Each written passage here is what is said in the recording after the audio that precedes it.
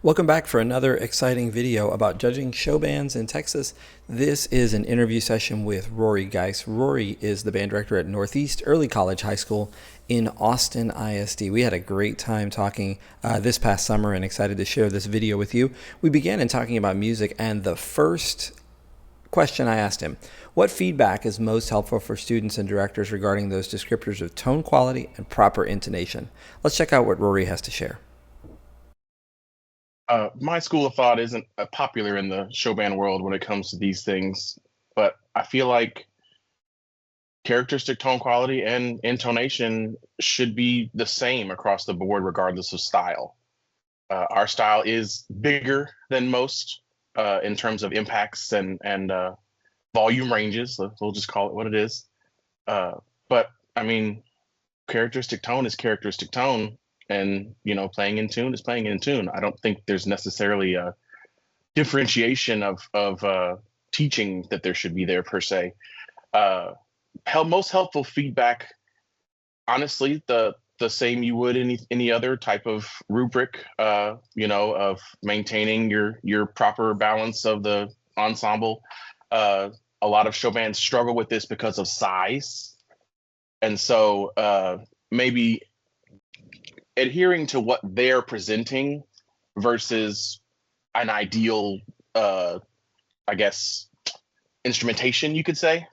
A lot of these groups fight having a balanced instrumentation of, having all parts covered. And so I guess making sure that the adjudication is for what is presented and not what they don't have.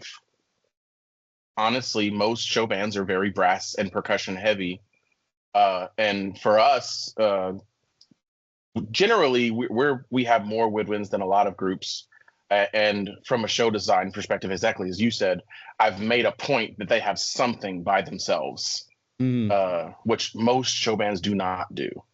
And so making a point to kind of cover all those bases I think that falls more on the directors than the judges, of course, to make a point that your show can reflect all of your sections and not just kind of a uniform formation, you could say, I guess. We next talked about dynamics. When it comes to dynamic levels, what are the judging expectations with a show band production in terms of soft and loud moments? Dynamic levels in show band are generally on the higher level of fortissimo, forte, and generally speaking for our group, we do struggle with softer dynamics in our show and maintaining a good characteristic tone and balance. And that falls on us to work on that as a program. We get that same comment at Concert UIL, trying to have less on the high range of dynamic and more in the low range. And so, that on that end is our work to be worked on in the future. But I would say judges probably should expect most of show bands to be on that higher range of dynamic level. And I would say we always get the comment that we need more variety in our dynamic levels as a group. And I don't necessarily think that's untrue, but less common for a show band for sure. As you said earlier, there's almost always like a high tempo number that's nice and big and powerful, and then there will be like a dance number or something like that that's still usually pretty powerful. If the band chooses a ballad, that's when they'll finally play on the lower end of dynamic level, and it'll vary pretty widely and there'll be kind of a mezzo forte, mezzo piano. I don't know that I've ever really heard a show band play a true piano or pianissimo, unless it was a small group of players outside of the full group or something like that. And that's generally going to happen in that ballad. For the most part, outside of that, I don't think show bands are very typical of playing at that lower end. So that's probably what a judge would expect to see in a show band production is mostly higher end. I think us as directors need to visit more variety in those shows personally in order to compete against the other different style programs that are going to have a way higher range of dynamic level. We talked next about precision. From a technical, rhythmic, precision perspective, what are the challenges faced by performers in show bands, especially as it relates to their visual content? I can say in the show band world, generally the visual is very locked in with what's happening in the music.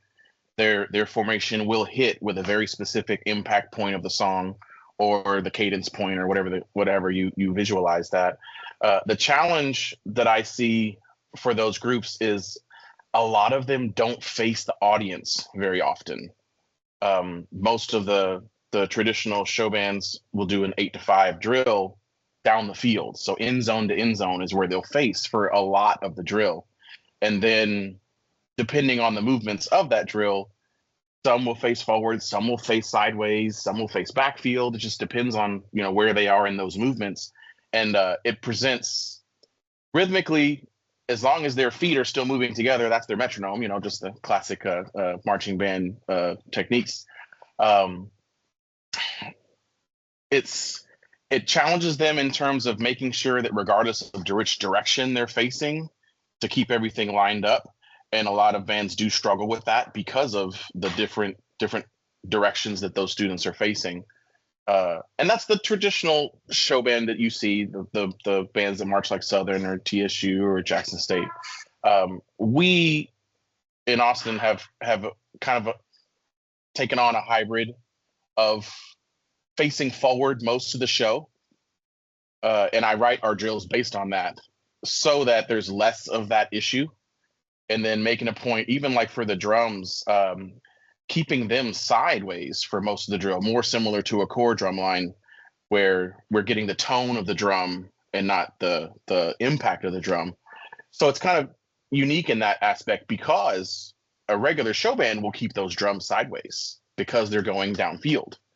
And so learning that balance of, hey, those drums are sideways, they need to not play as loud, versus when they're facing forward, because it changes the tone of the drum, and the way it projects. I remember as a show band member doing those down the field drills before I went to Prairie View. We had this mindset that if you're facing forward, you're giving it to the crowd. You're playing your best, biggest sound, and it's funny because that's actually opposite of what you should be doing. But we weren't taught that. We weren't taught that, hey, when you're facing forward, you're going to be louder because you're facing forward. The people sideways should be playing louder to balance out the people facing forward. And I don't know that that's being taught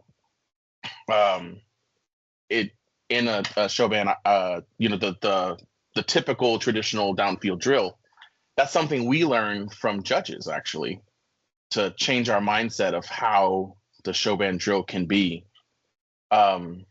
Rhythmically, and it's just getting that to line up regardless of that direction, I really think is the biggest thing that show bands do different than core bands.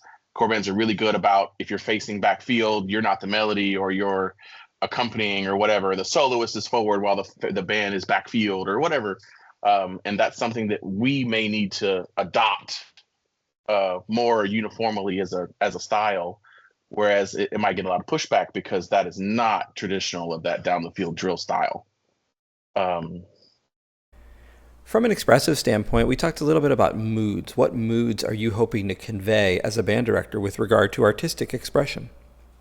We, as Northeast High, our goal has always been to have a kind of a formula for the show of high tempo opener, slow tempo, kind of almost a break for the students, but also a change of pace, and then kind of a medium tempo, funky something or another, and then back to high tempo for a closer. Which you would see in a lot of groups in DCI and all those as well. Very similar. They would have a big impact opener of some kind, whether it starts very quiet and ballady and then goes into this, woo, we're here, and then goes back down again, and then something varied. That's definitely what we try to do as a group. Now, the issue you run into as show band, because we do a high knee lift, we can't quite go past a certain tempo.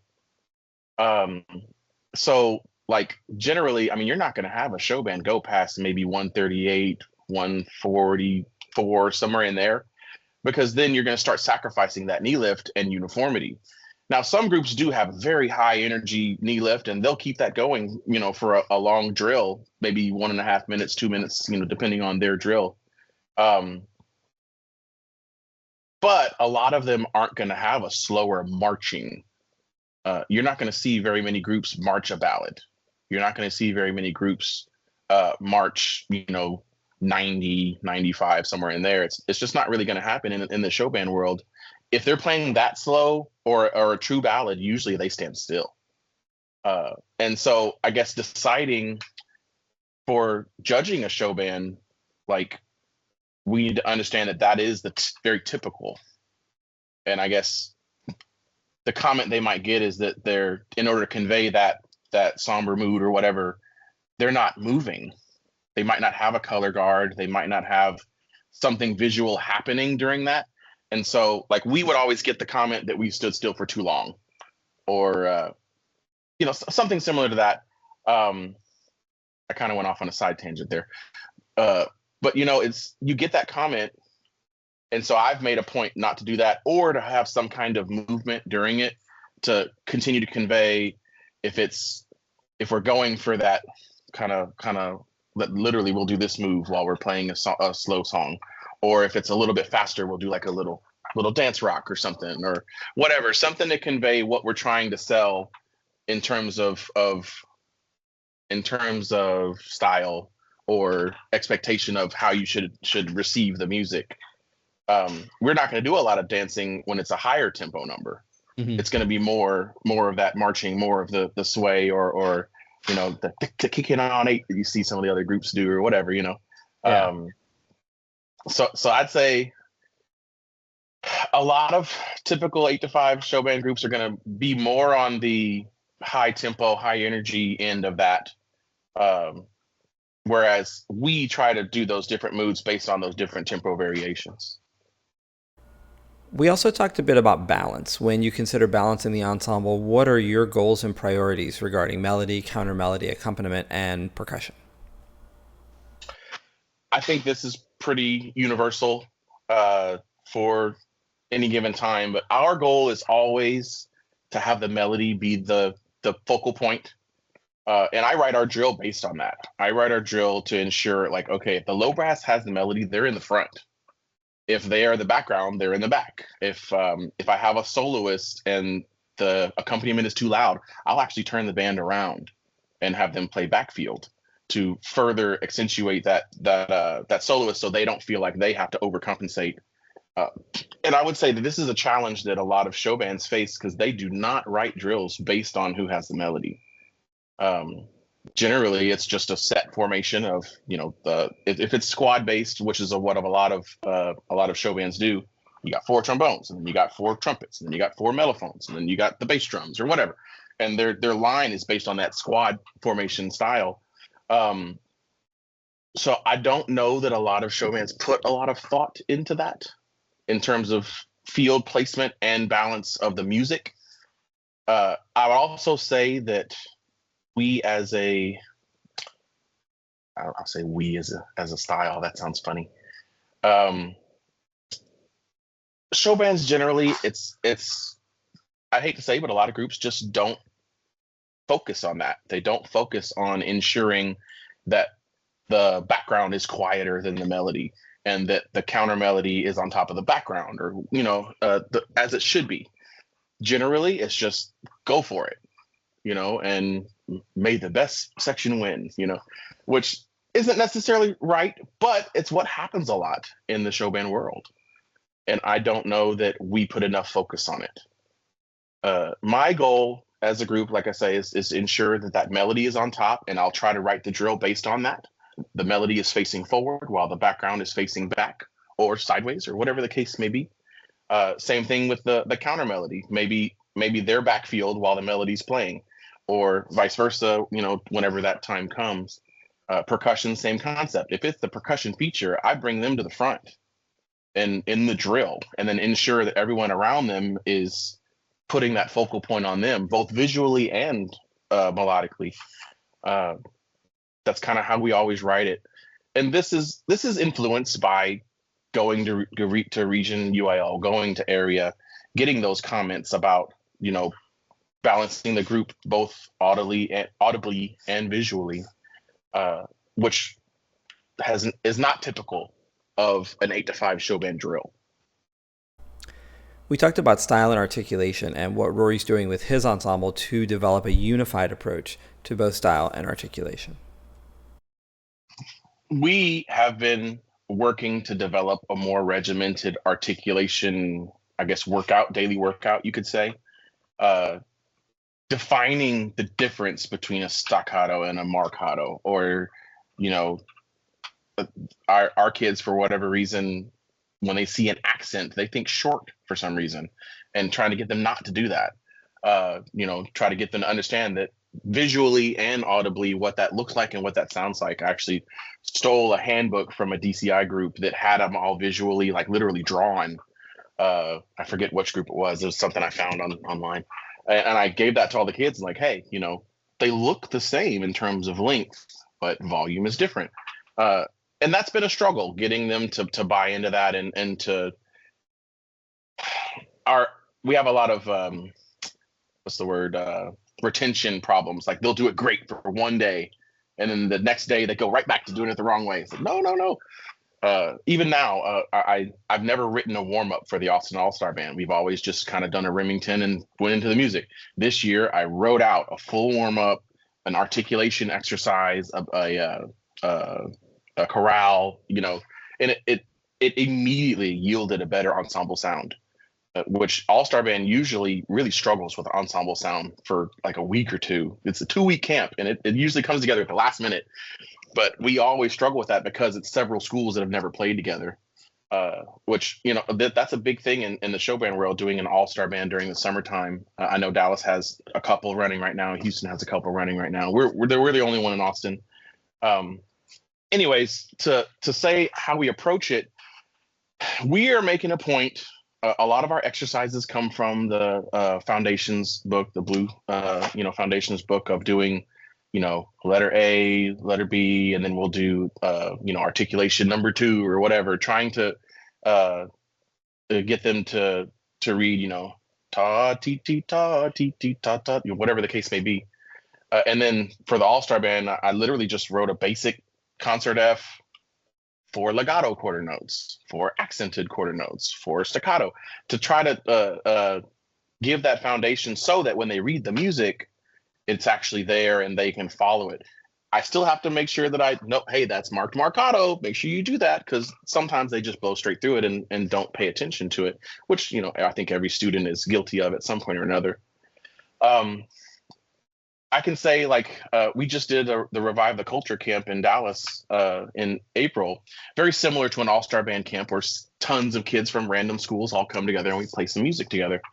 And looking at the articulations that were on the pages from those university groups, there's generally not a lot of, you're not going to see legato a whole lot in the pop tunes and R&B tunes. They're going to be mostly accent, marcato, or staccato. Honestly, I didn't see a lot of marcato written on their parts. We use that a lot because of the way those melodies are usually written. They're written as close to the lyrics as we can for those songs, and a lot of times an accent wouldn't be the appropriate articulation. So getting the kids to differentiate between those, using those daily warm-ups and those daily exercises that us as a program are trying to be better about getting after.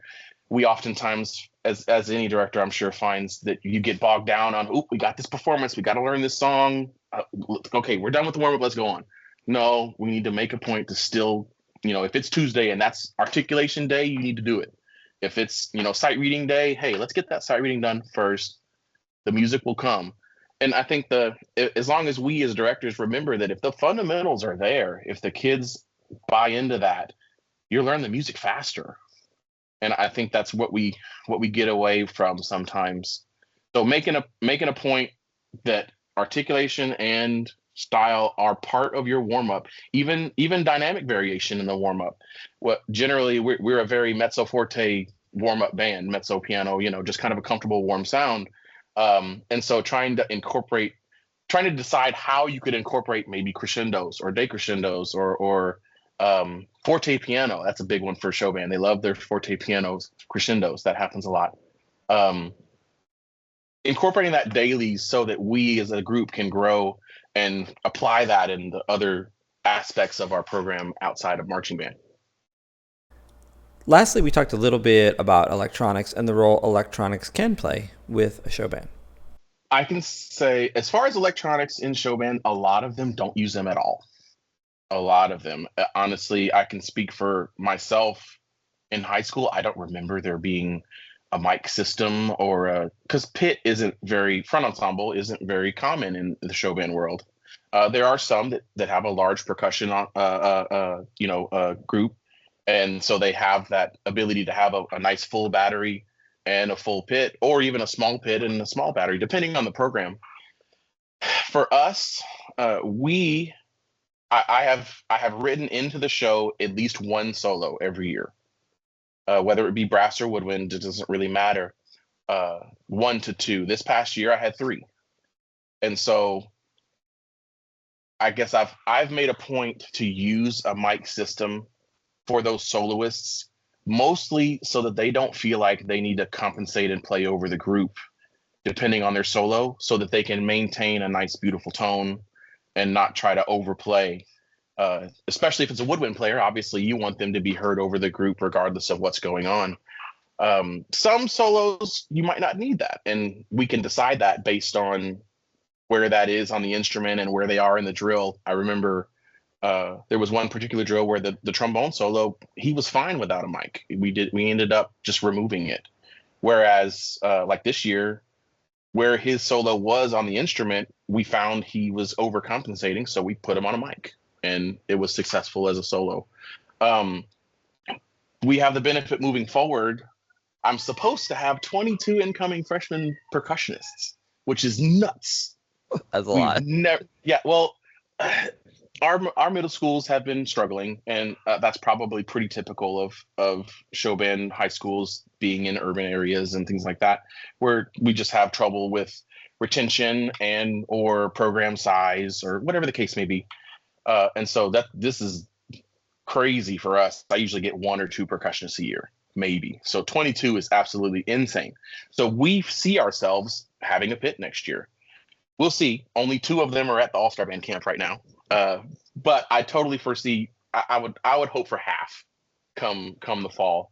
That's generally kind of my hope.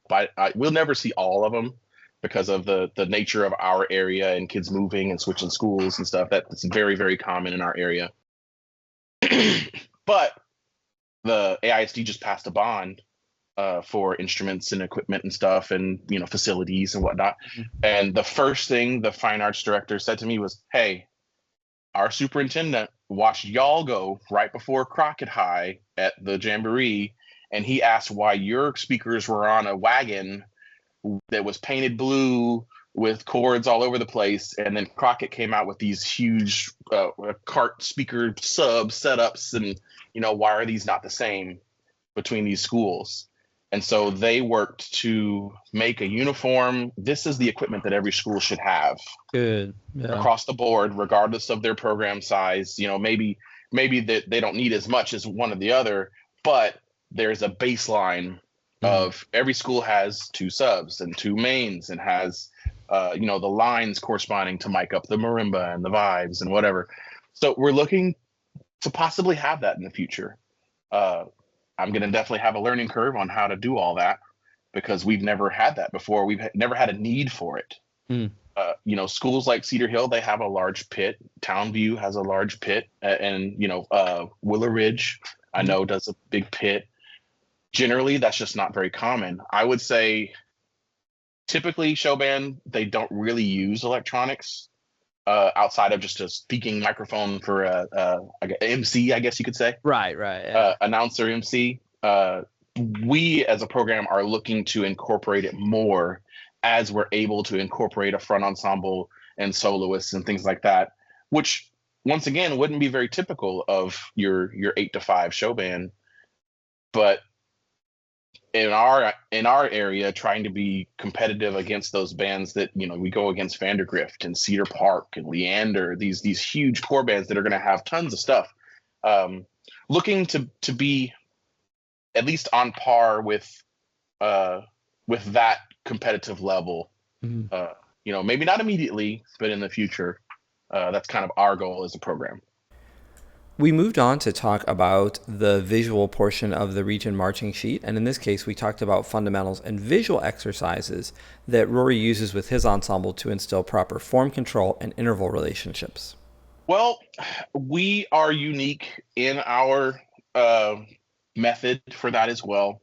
I will say the typical show band is 22.5-inch step. Your typical 8 to 5, eight steps to 5 yards is very, very typical of show band. And then depending on the school of thought of your knee lift, some are very preachy on 90 degrees knee and relaxed toe, I guess you could say. Some preach pointed toe. Some might even say that your knee lift is based on what you're doing. And so, like, for us, I'm going to speak for us on this one. We teach that if we are marking time, meaning we're not going anywhere, we're just doing a impact moment, your leg is 90 degrees. You're not going anywhere. That toe is pointed. We teach pointed toe. We teach that our feet come out, not at the leg. I coin it as a flamingo style, which some bands do. When they do the high knee lift, their foot will be next to their other leg. So it depends on your school of thought for that. Now, we as a program, once you're moving, we teach the kids 45 degrees. So we're still marching, we're still pointing the toe. And so when we work those fundamentals, we'll literally put them into a block formation, just a standard block, and we'll work those movements together.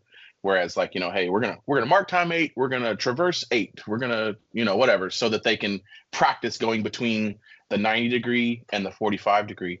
We also backwards march, and so that is not typical of show band. Most don't, and they kind of see it as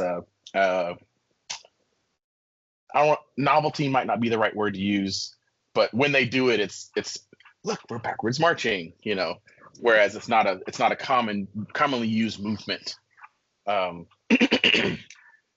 We also have the benefit that we have dots on our field.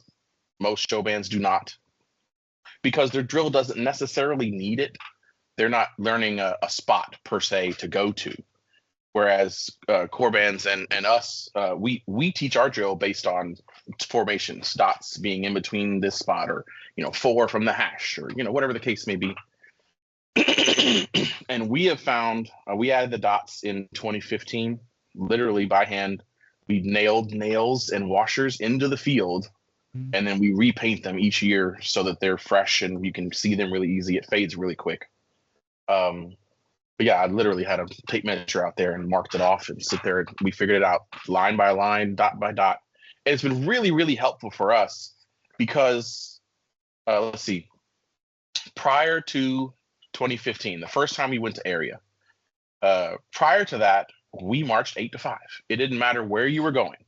Wherever you were in that drill, if your spot was 2 steps away, you got there 8 to 5, which means 2 steps. Even though the count of the movement was 16 counts or whatever, we would go straight to that dot. That's very typical of show band. They're not going to take 16 counts to get there or take 32 counts to get there, which is more common in the core band world. And so we did that drill style. It didn't matter where the formation was, 8 to 5. You got, if it took you 6 steps, then you take 6 steps, and then you mark time the rest of the time. And so you wouldn't see the formation come to fruition. Or I say that the formation would kind of piece together. Some people would hit their spot almost immediately. Some people would already be there. And then these people that would take 14 counts would finally get there at that 14 or 16. And then you get this little quick glimpse of the formation, and that was it. And so the comment that we got from the judges was was that they wanted to see us all take the same amount of counts to get to the spot. And we reflected on that. We said, well, that's not an 8 to 5 style. That's not what we were going for. And what it told us was that maybe our students weren't selling that that's what we were doing. Uh, Meaning that maybe some weren't doing that 8 to 5. Some looked like they were adjusting, and some looked like they just got there too quick, And so essentially making a point to, what's the word? Making a point to, I heard one judge once told me we got to sell it. We got to sell that we know what we're doing, and I've been saying it ever since. But making a point that your students understand what they're doing, so that when a judge watches you, they understand that that's what they're trying to convey. That's what they're trying to sell. Which, once again, in the show band generally is 8 to 5. We have, ever since that year, have been doing an adjusted step. We call it adjusted step. There might be a different way to say it. I don't know. But if the formation is 16 counts, regardless of where you're going, you take 16 counts to get there. Right. And we've been doing that ever since, and it has been very successful for us as a group. And it honestly makes teaching drill easier, because I just literally always say, okay, find set 6 or whatever. Okay, we found set 6. Okay, you got 16 counts to get there. Here we go. And it puts us more on the side of the DCI style and the core style in terms of formation transitions between the two. But also, I say that too because we're very hybridized. We are not your typical show band in terms of drill, because of that. So we teach it based on a block formation, teaching whatever moves that would be, and ensuring that they are as uniform as possible going between those, whether it be a pointed toe or not a pointed toe, not letting your heel touch the ground, depending on how you're doing things. We teach a backwards march where our heels don't touch the ground, and practicing that, getting them not to wobble while they're doing it and stuff, just the basic fundamental things, so that when we do it in the drill, it looks as uniform as possible. We might have a formation where one kid is forward marching, one kid is traversing, one kid is backwards marching, whatever. And so having all of those happen at the same time, based on those fundamentals we do before drill, so that applies in the drill. In this next section, Rory talks a little bit about his training program and what he uses to develop that clear, uniform approach, both to control of the upper body and the lower body and the equipment inside of that. We do exactly what you just said. We every time we do any fundamental work, it's always in a block formation, a box formation, and we'll have literally everyone do the same thing, learning how to guide front to back, left to right, to stay in line. And then, when we finish a drill, like, okay, you should be in line with this person, you should be in line here, take a look, and they'll, oh, I went too far, or whatever. And we always do those fundamentals based on one or two things, it being 8 to 5, it being the 8 steps to 5 yards, which is generally the maximum step we'll take, or telling them, do that adjusted step. I want to see you take 16 steps to go 5 yards, and teaching them that guidance, whether it be, front to back, left to right, generally both, for that block formation anyway. We, as a ensemble, have issues with students. They visualize a smaller step as needing less knee lift, and trying to get them to understand, okay, I don't care if you're going 1 step or 7 steps or 15, your knee lift needs to look the same. And that's, I mentioned earlier, we as a program have taught, okay, if we're moving, you're doing 45 degrees, specific to keep that uniform, so that a student that's having to take a longer stride can look the same as a student that's taking a shorter stride. We also, as a program, keep our bells forward generally for most of the drill. And so teaching them to keep the shoulders and the upper body as square to the sideline as we can, regardless of the movement. And that presents its own challenges of getting, every instrument to do so. Flutes, of course, have a harder time depending on the direction, or tubas, for example, teaching crab walking in the percussion. That is very not typical of your 8 to 5 show band. They're not going to do that. Whereas if you look at groups like NCNT or Norfolk or some of them, they're going to do the crab walking more similar to DCI and stuff. And So we preach that in those same fundamentals and in that same work. Lower body uniform all the time. Uh, Movement, we teach 45 degrees with the pointed toe. If we are marking time as a full group, we teach 90 degrees with the pointed toe. It even comes to the point of, like, a student for that 16 count movement, they don't have to go anywhere. So then it presents, well, they're marking time. Do they 90 degree? No. To look for uniform with the rest of the ensemble, their movement is going to be 45 degree along with the rest. Just further, I mentioned earlier, energy is a huge thing in show band, and some kids have more energy than others. And so their knee lift will be just in the stratosphere. They'll look so awesome and energetic, but then that kid next to them that doesn't have as much endurance isn't doing that. So then we have uniformity issues both with the feet and the knees, and trying to I can't think of the word. Make sure that it's uniform between student to student, even if that means changing that and making sure that particular movement, we have the understanding of that's what we're going to do, so that it's uniform across the band, regardless of how they're moving. That's generally what we do, is keeping that shoulder and focusing regardless of the movement, where that is. Even backfield, same concept. They might do, we call it a traverse. I've heard it called slide, things like that. But we call it a traverse, where our feet might not be facing that direction, but our upper body, our instrument, where regardless of what that might be, is facing square to the backfield or the front field. We say press box, or whatever you might say. That's how we do it as a program.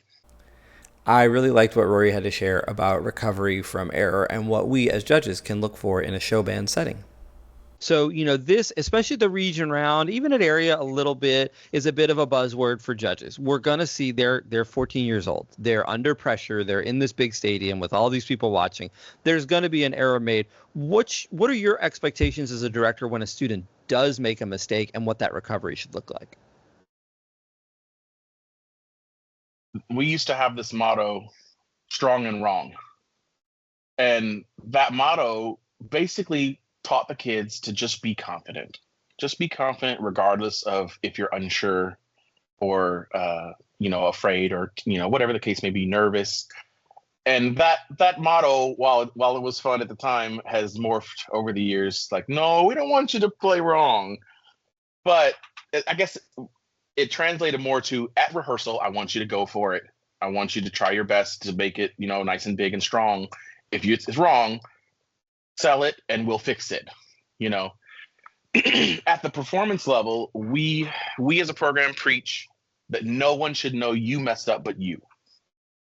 And the students and just people in general, they have this mentality that, oh man, I messed up. Okay, let me come back in. And then they make it very obvious when they mess up. And so we preach, you messed up. You're human. It happens. You got to jump right back in. No one should notice. They shouldn't see any pouting or disappointment on your end. I'll know you messed up because, we do this every day. The people next to you are going to know you messed up because they're around you doing this every day.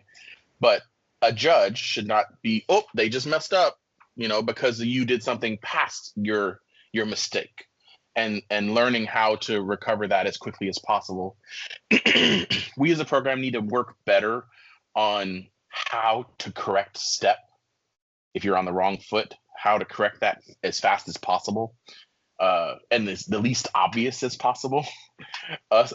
Show band does the high knee lift, and so it's very obvious if you're on the wrong step. Plus, using white spats, white shoes, whatever the case may be, a core band can generally, a kid that's on the wrong step can kind of slide through, and it's not super noticeable. You got black shoes, you got black pants. They're roll stepping already, so they're not. It's less obvious. And so, yeah, we are trying to basically preach to the kids that we are human. We all make mistakes. And if you do, no one should know it but you. Just get right back in there and jump in as fast as you can. I often often refer to one of the UIO rubrics, which specifically speaks on recovery. And if the students recover quickly, and I refer that to them, that's literally a judgment point. If you recover quickly, then we can earn that point, versus the latter. We finished up with a fairly long conversation about content and what he's doing to ensure that all performers are effectively utilized on the marching field. I definitely think show bands are very good about incorporating everyone into what's happening, and generally there's not a lot of stillness, not a lot at all. Even if you're staying in place, there's some type of rock or movement or flash from the drums or the cymbals, or whatever the case may be. We're definitely really good about that as a style. Uh, yeah, I don't know that that's nothing something that would be much of an issue. I guess the only thing that uh, would be thought of is generally how much movement actually happens. Uh, we as a program, I mentioned earlier, if a show band does a ballad, generally it's going to be standing still. There's not going to be a lot of a drill that happens with something like that. So that'd probably be the only thing I think we could look at as a style, and deciding if there's a too long standing still point. And I say standing still, like I said, there's still going to be some flash, some sticking, there's going to be some tuba movement, whatever the case may be. If there's a color guard or dancers, that'll be a visual movement. But as a band, sometimes they'll have that number where they do stand still to play that particular number. Or once again, if they have a dancing group, generally the band is not going to be moving while that dance feature is happening or that color guard feature is happening, if it's a true feature. Some bands have their guard doing things the whole show. Some bands have their dancers doing things the whole show. Some people like us, when we don't currently have dancers that work with us. COVID lost their coach, and then she, they're alive, but but we just lost they were a volunteer, and it just didn't work out. And we haven't had a color guard since then. But we did both. They were our color guard and our dancers. They would do both throughout the entire show, and we didn't do an actual feature. They were literally in every single drill, which once again is not very typical of showman. Usually the dancers have a feature, and that's it.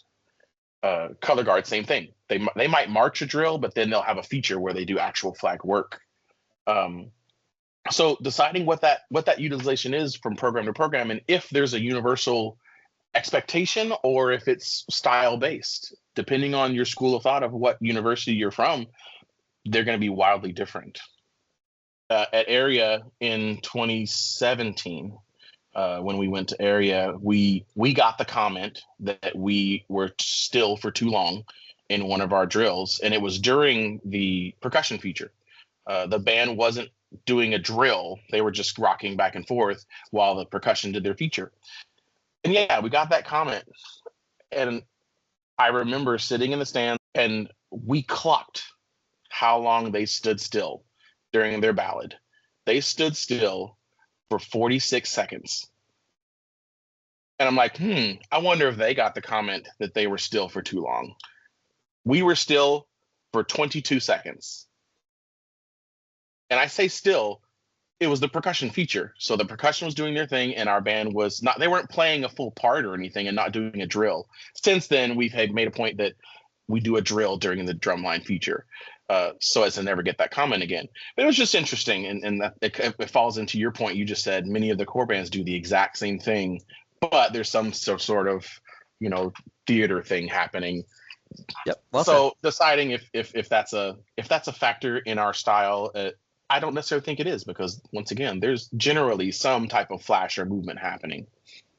Rory and I talked about that audio video connection. In other words, when writing or teaching drill, what are you looking for to ensure that audience and judges are seeing this appropriate visual reinforcement of what's asked musically? Yeah, for teaching and writing drill, to ensure audience appropriate visual, I think for us, I said that I make a point to write the drill based on who has the melody, based on what's happening in that part of the song. We're very good about that as a program. Now, I will say that, most show bands that do an 8 to 5 drill, I don't think there's a lot of thought into it. It doesn't seem that way, because it's more squad based. It's not instrumentation based. Uh, so when I design drill, that's what I do. I literally write it from scratch based on the music. I write the music first, of course, and we start learning the music. But I write the drill the second day of band camp, because once I know who's there, that's always a struggle. I'm sure that it's probably very similar for most show bands. Is I would love to write a drill before they show up, but honestly, I never know what freshmen are going to show. It's just always the luck of the draw on who is really dedicated and who I didn't know band camp start. No, you knew. Anyways, but so I definitely always do that based on the music.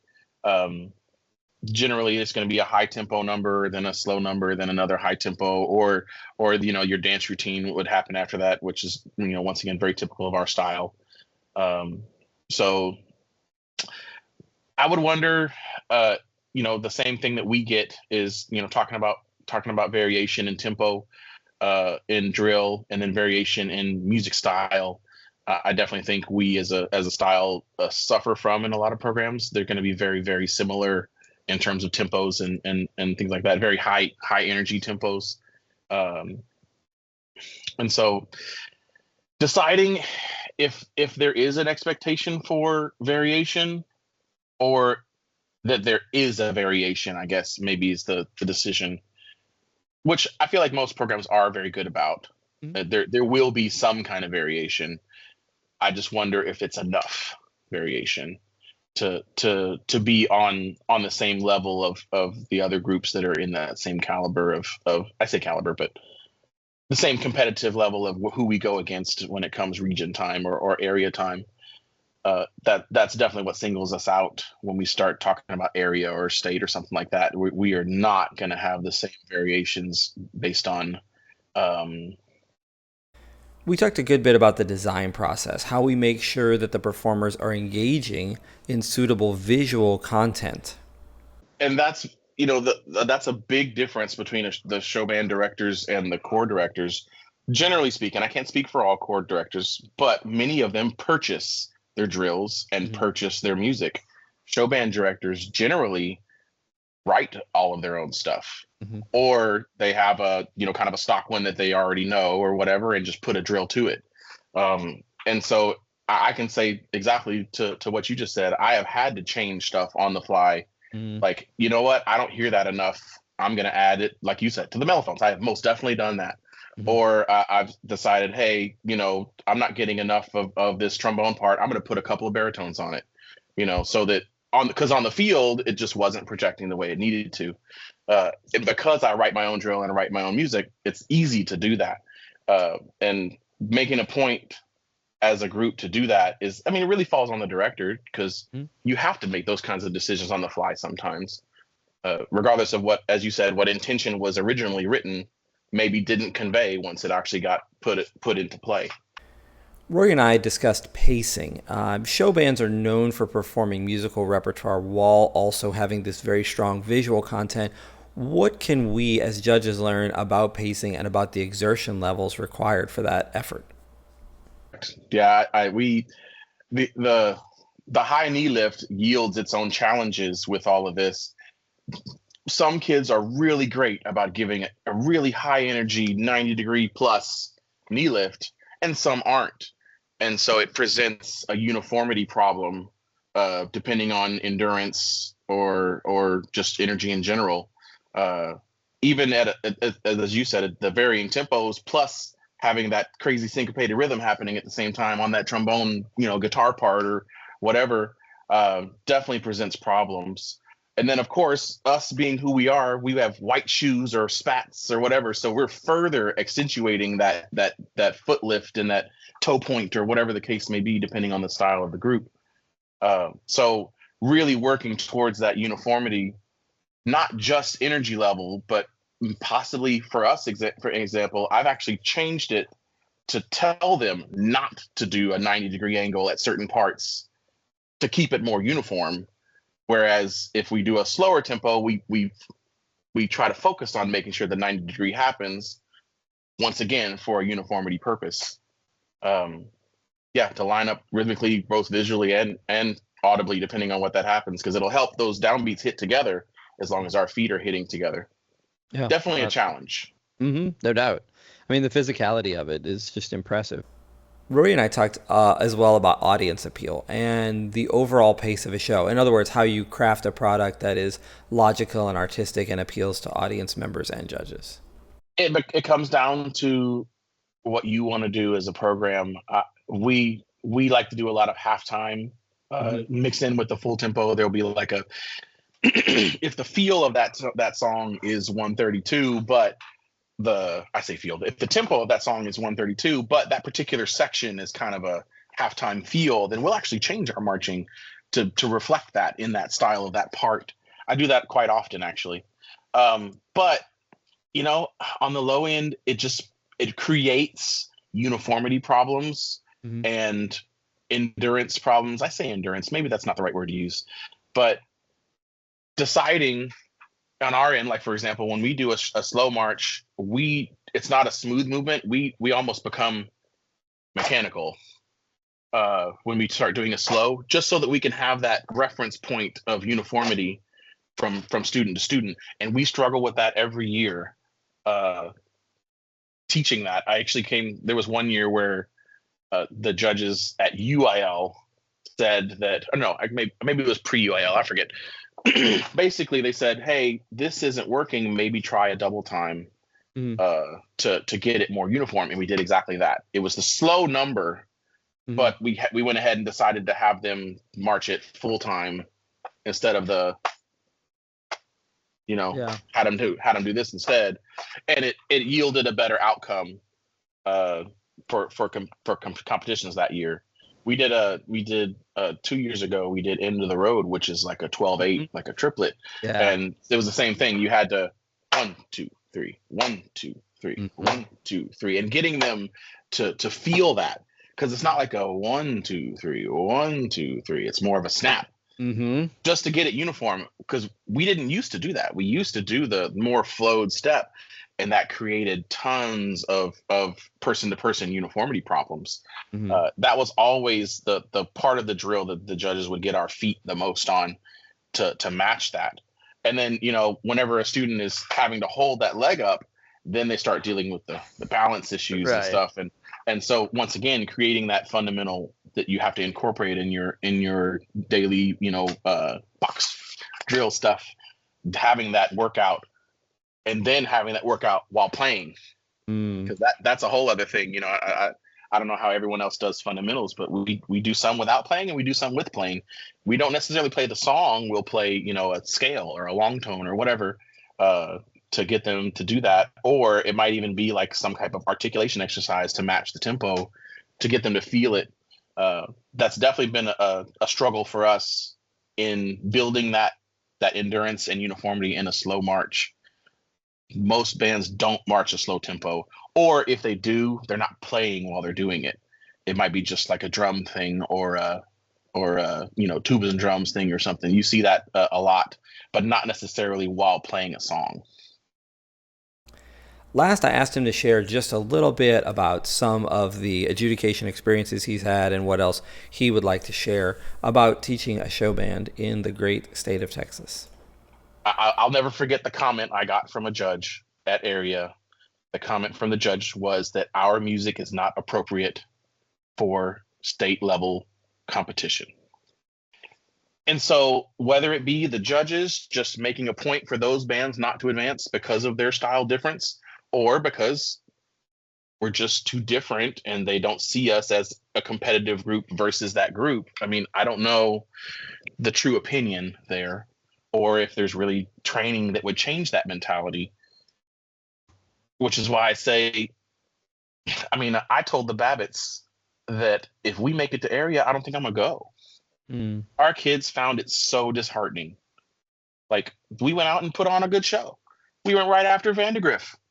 Mhm. You got this huge, gigantic band, and then here's this 50-piece band coming on the field, no props, no pit, you know, and they got last place, and they just thought it was the worst thing. They were crying, and I'm like, I don't think we did a bad job. Do we deserve last place? No, I don't think so. We got a one just like the rest of them. But is that a good example of is that is that something that is good for a program to go and get last place, regardless of what that is? Maybe there's, no, I know right now there's like, there's 6A and there's 5A or whatever, you know, but those sizes wildly differ. Once again, I hope this interview has been of help to you. It has been our great pleasure to continue to present this series for our show band judges and our show band directors around the state of Texas. Thank you for joining us, and we hope to see you again soon.